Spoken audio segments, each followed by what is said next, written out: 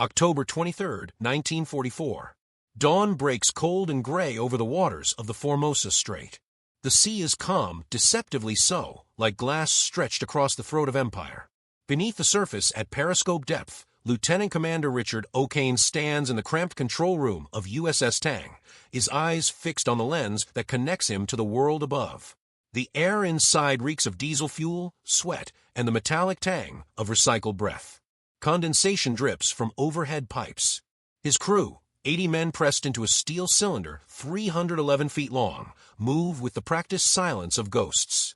Through the periscope's crosshairs, O'Kane watches a Japanese convoy materialize from a morning mist, cargo ships fat with war material, flanked by destroyers whose gray hulls cut through the water like knives. He has been hunting them for 3 days. Now, in these waters claimed by the Emperor, he prepares to strike again. The submarine, this particular submarine, has already written its name in blood across the Imperial Japanese Navy's operational logs. 5 ships. For days. Numbers that seem impossible, statistics that strain credulity even among those who compile them. But the Tang is not an ordinary boat, and O'Kane is not an ordinary commander. Together, they represent something the Japanese High Command has been slow to comprehend, the transformation of American submarine warfare from cautious probing to relentless predation. What began in December 1941 as a flawed campaign hampered by defective torpedoes and peacetime caution has evolved, by the autumn of 1944, into an underwater slaughter that is bleeding Japan's merchant marine to death. But to understand the shock, the genuine disbelief that rippled through Japanese naval headquarters when reports began arriving of a single American submarine achieving in 4 days what should have taken weeks, one must first understand what the Imperial Navy expected from their enemy beneath the waves. In the early months of the Pacific War, Japanese naval doctrine treated submarines as auxiliary weapons, useful primarily for reconnaissance and occasional attacks on capital ships. Their own submarines, sleek and technically sophisticated, were designed to support fleet actions, not strangle supply lines. They viewed American submariners through the lens of their own philosophy, as warriors who would seek honorable combat against worthy opponents, battleships, carriers, cruisers. The idea that the Americans would wage unrestricted submarine warfare, targeting merchant vessels with the same ruthless efficiency they reserved for warships, struck many Japanese officers as dishonorable, almost beneath consideration. They had built their merchant fleet and designed their convoy procedures with the assumption that submarines would remain a secondary threat. By 1944, that assumption lay shattered across 10,000 miles of Pacific seabed. The Japanese merchant marine, which had numbered over 6 million tons at the war's beginning, was dying. Month by month, ship by ship, the lifeline that connected the home islands to the conquered territories of Southeast Asia, oil from the Dutch East Indies, rice from Indochina, rubber from Malaya, bauxite from the Philippines, was being severed by American submarines. What had once seemed an inexhaustible advantage, Japan's captured empire of resources, was becoming a strategic liability. Resources that cannot reach the homeland are worthless. Soldiers who cannot be supplied cannot fight. An industrial base that cannot receive raw materials cannot produce weapons. And yet, even as the tonnage sunk mounted into staggering figures, even as convoy routes became graveyards and experienced merchant captains grew scarce, the Japanese Navy struggled to believe that a single American submarine could be this effective, this lethal, this present. Their anti-submarine warfare doctrine, developed in the 1930s and barely updated since, assumed that determined destroyer escorts could keep the enemy at bay. They had not accounted for commanders like O'Kane or boats like Tang. Richard Hetherington O'Kane was born in New Hampshire in 1911, the son of a schoolteacher. He graduated from a naval academy in 1934, a quiet, intense officer who eschewed the swagger of his peers for an almost scholarly approach to naval warfare. Before assuming command of Tang, he had served as executive officer aboard USS Wahoo under the legendary Dudley "Mush" Morton. There he had learned a different kind of submarine warfare, aggressive, intuitive, nearly reckless. Morton had taken Wahoo into shallow waters and confined seas that other commanders avoided, hunting Japanese ships with a ferocity that became mythical among submariners. O'Kane absorbed these lessons, refined them, tempered Morton's audacity with his own calculated precision. When O'Kane took command of Tang in October 1943, he inherited one of the Navy's newest Balao-class submarines, a vessel that represented years of hard-won technical evolution. Gone were the defective Mark 14 torpedoes that had plagued the early war years, weapons that ran too deep or failed to detonate. The new Mark 18 electric torpedoes, while slower, were reliable and left no telltale wake. The Tang could dive to 400 feet, deeper than any Japanese depth charge was designed to reach. Her diesel engines could push her at 20 knots on the surface, fast enough to overtake most merchant vessels. And her crew, trained in the crucible of 3 years of Pacific warfare, moved with an efficiency that would have seemed impossible in 1941. But technology alone does not sink ships. The transformation of American submarine warfare required something more, a shift in mindset, a willingness to hunt with patience and kill without remorse. O'Kane brought both. His first 3 war patrols aboard Tang had been successful by any measure, 15 ships sunk, thousands of tons sent to the bottom. But it was his 4th patrol, beginning in September 1944, that would etch his name into history and send shockwaves through the Japanese Naval Command. His hunting ground, the waters between Formosa and the Chinese coast, a maritime highway crucial to Japan's war effort. Every day, convoys moved through these waters carrying the resources that kept the empire functioning. Every day, they became more vulnerable. October 10, 1944. The Tang departed Pearl Harbor with a full load of torpedoes, 24 fish, each one a promise of destruction. O'Kane's orders were simple: proceed to the Formosa Strait and interdict enemy shipping. No restrictions, no mercy. It was a 4,000-mile journey to the patrol area, weeks of transit that tested crew endurance even before the hunting began. They traveled mostly on the surface, diving only when aircraft threatened, the submarine's narrow hull slicing through Pacific swells under tropical stars that seemed close enough to touch. March 12, 1945. The Rhine Valley, Western Germany. Dawn breaks cold and pale over the scorched earth where tank treads have carved their scars into the mud.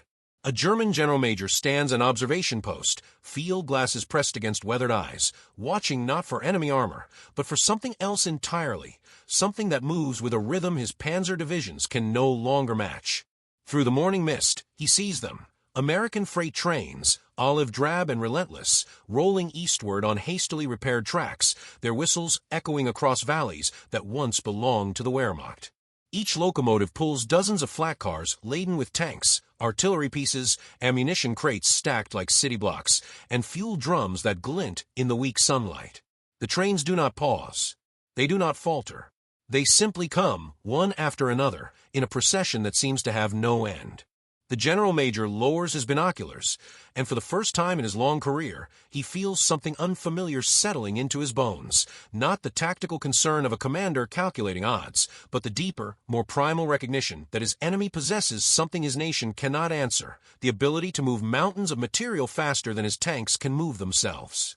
This moment represents the culmination of an industrial and logistical revolution that German military planners had fatally miscalculated. When Adolf Hitler launched Operation Barbarossa in June 1941, the German General Staff operated under assumptions forged in the victories of Poland and France, that modern warfare was a matter of tactical brilliance, operational audacity, and the shocking speed of mechanized Blitzkrieg. Their panzer divisions had carved through enemy lines with unprecedented velocity, creating pockets of encirclement that left traditional armies gasping in their wake. The German military mind, steeped in the traditions of Clausewitz and Moltke, understood war as an art of maneuver, of striking at weak points, of using superior training and doctrine to overcome material shortcomings. They had won wars outnumbered. They had triumphed despite resource constraints. What they had never encountered, what their entire military philosophy had not prepared them for, was an enemy who could transform industrial capacity into operational velocity, who could make the railroad itself into a weapon more devastating than any tank. The German commanders who faced the American advance across Europe in 1944 and 1945 expected many things. They expected fierce fighting. The Americans had proven themselves capable warriors in North Africa and Italy. They expected material superiority. German intelligence had long ago concluded that American industrial output exceeded their own. They expected air superiority. The skies over Germany had become an Allied domain.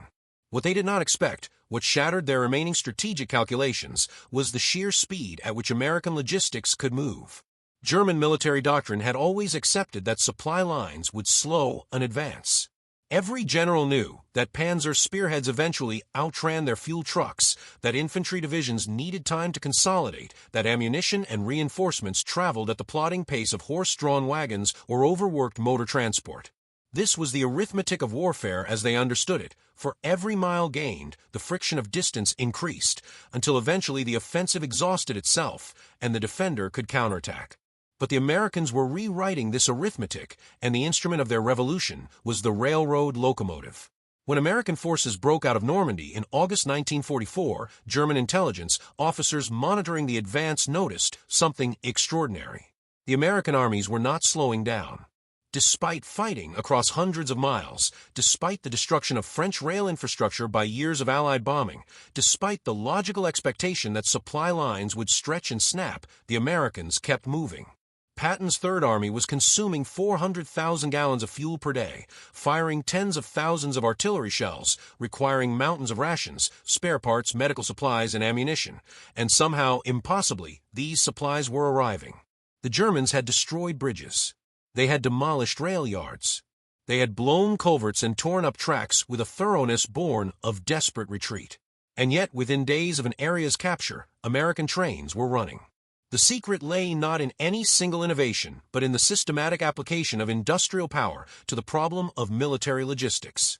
The United States Army Transportation Corps, an organization that would have struck professional German officers as impossibly mundane, had transformed railroad construction into a military operation of stunning efficiency. American railway engineer units could lay track at a rate of 6 miles per day across open terrain, could rebuild destroyed bridges in a fraction of the time German demolition teams expected, could restore bombed marshalling yards to operation while the wreckage was still smoking. They brought with them prefabricated bridge sections, standardized rail components, and diesel locomotives that required none of the complex maintenance of their steam-powered counterparts. More crucially, they brought something the German military had never fully grasped, an understanding that in modern industrial warfare, the speed of logistics was more important than the speed of tanks. By December 1944, American engineers had restored over 3,000 miles of French and Belgian rail lines to operation. They had rebuilt more than 200 major bridges. They had established a rail network that stretched from the Channel ports to the German border, and they were moving, on average, more than 20,000 tons of supplies per day by rail alone. To put this in perspective, a single American freight train could carry the equivalent load of 500 trucks. It consumed a fraction of the fuel, required minimal maintenance, operated in all weather conditions, and, most devastatingly for German defenders, moved at speeds up to 50 miles per hour, faster than German armor columns could retreat under combat conditions. German commanders, watching this logistical miracle unfold, experienced a profound cognitive dissonance. They had been raised in a military tradition that prized operational brilliance over material abundance, that celebrated the individual genius of commanders like Guderian and Rommel, who achieved victories through audacity and tactical innovation despite supply shortages. The German military had made a virtue of necessity, developing doctrines of mobile warfare precisely because they lacked the resources for prolonged attritional campaigns. Now they faced an enemy who had operational speed and material abundance, who could sustain offensive operations without pause, whose supply lines seemed immune to the friction of distance that had halted every other army in history. General Major Friedrich von Mellenthin, who served as a staff officer in multiple theaters, later wrote in his memoirs about the psychological impact of American logistics.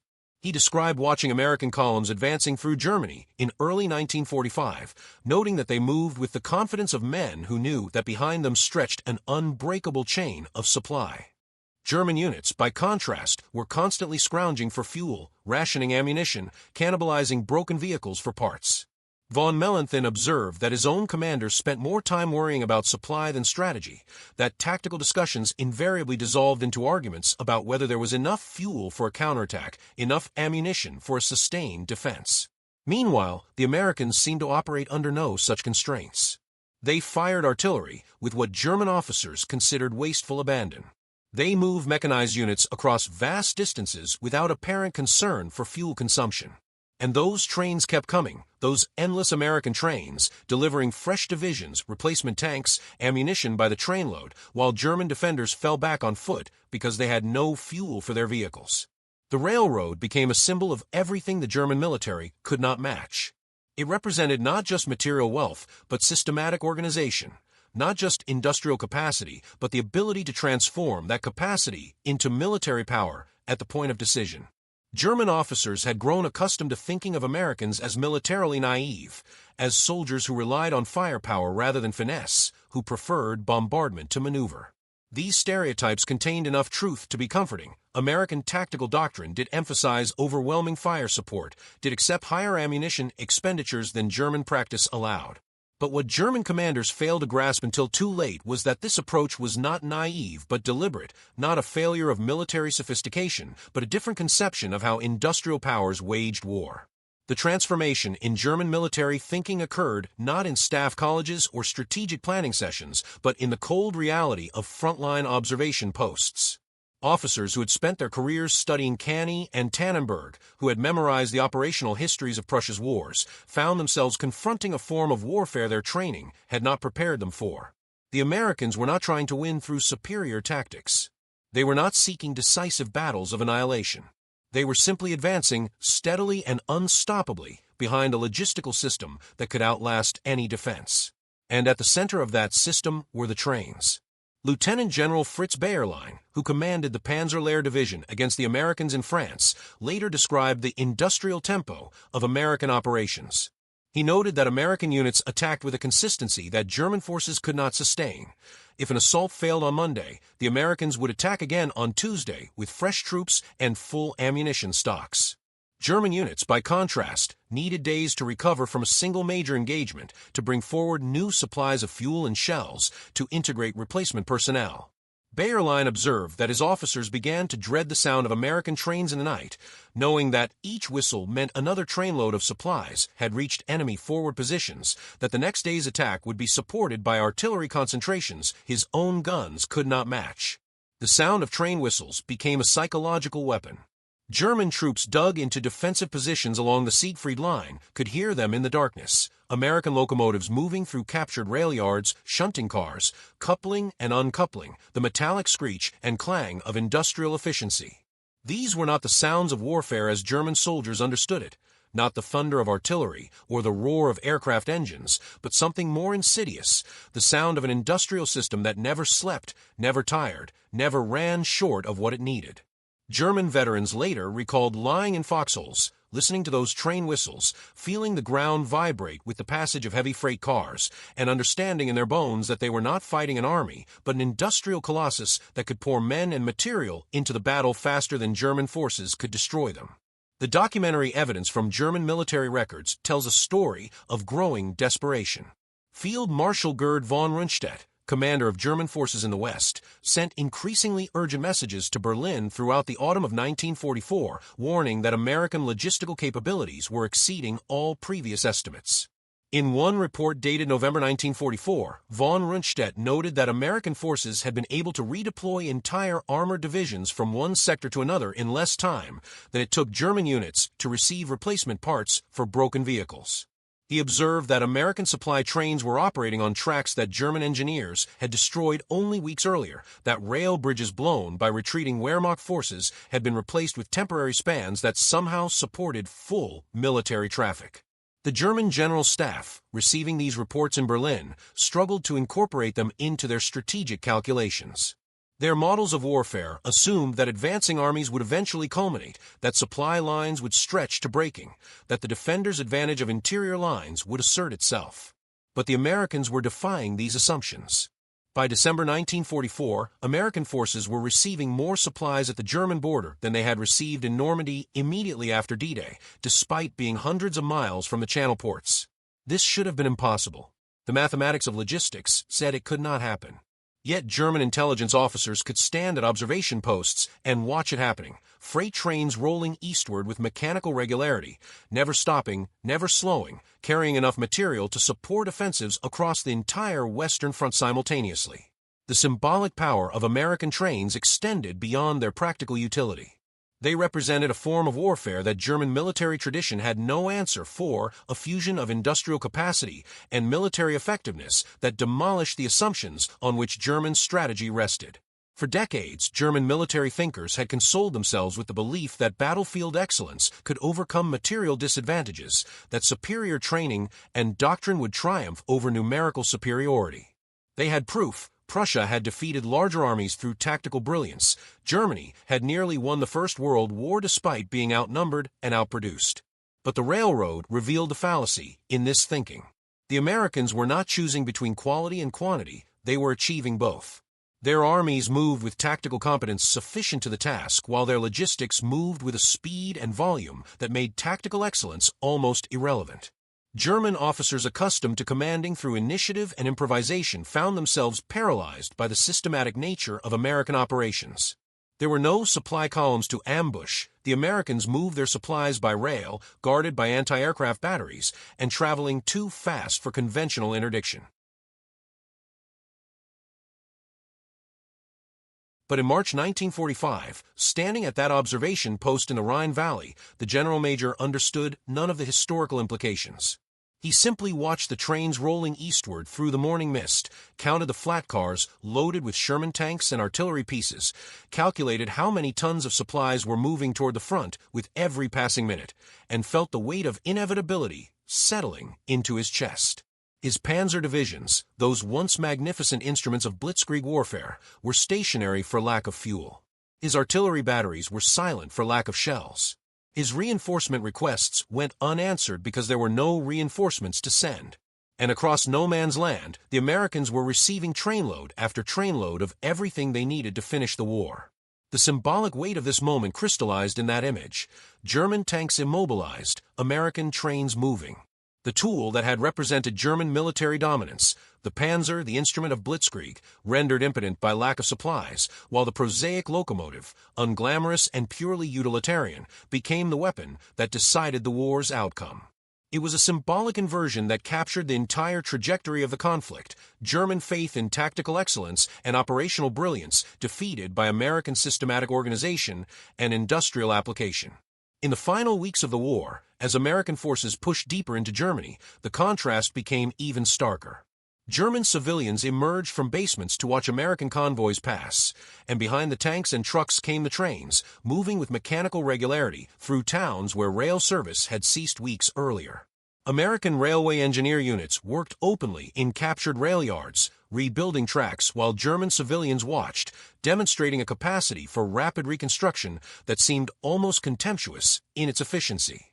The message was clear: the Americans could destroy infrastructure and rebuild it faster than Germans could destroy it again.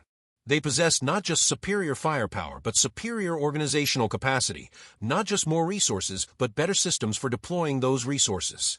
The philosophical implications troubled German officers more than the tactical defeats.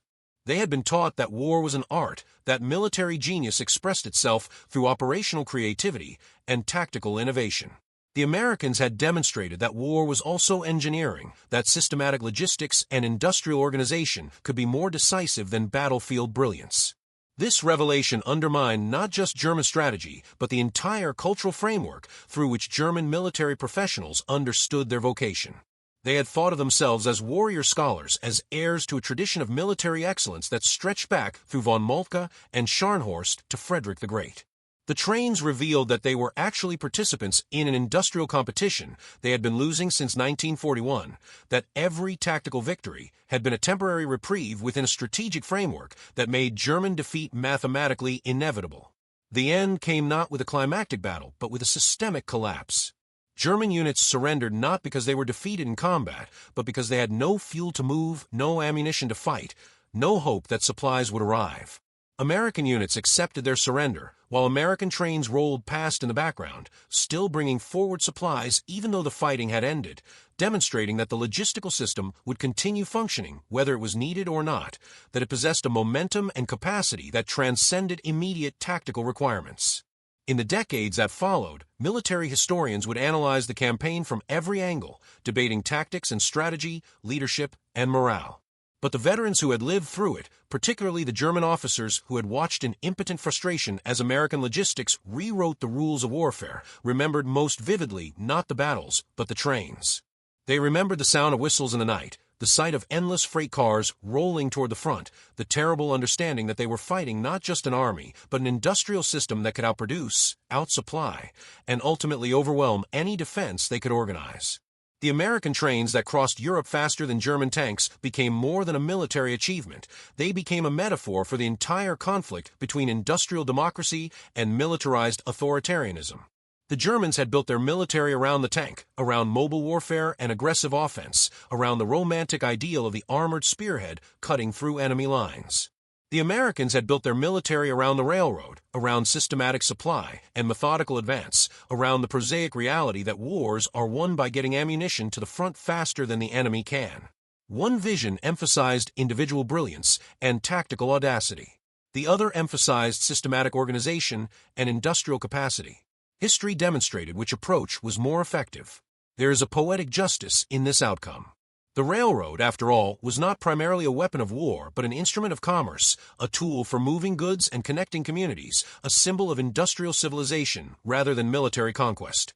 That such a tool became the decisive weapon of the European campaign reveals a deeper truth about the nature of the conflict, that the war was ultimately decided not by martial prowess, but by organizational capacity, not by the will to fight, but by the ability to sustain fighting, not by the glory of combat, but by the mundane efficiency of logistics. The Germans had romanticized warfare, had made it into an expression of national character and military genius.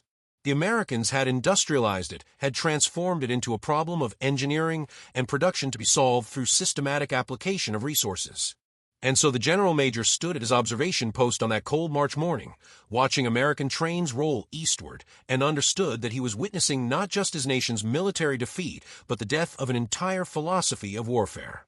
The trains kept coming, relentless and unstoppable, carrying with them not just supplies but the future, a future in which wars would be won by nations that could organize their industrial capacity most effectively, that could transform factories into armories and rail networks into supply lines, that understood the prosaic truth that armies march not on courage or tactics but on fuel and ammunition delivered in time.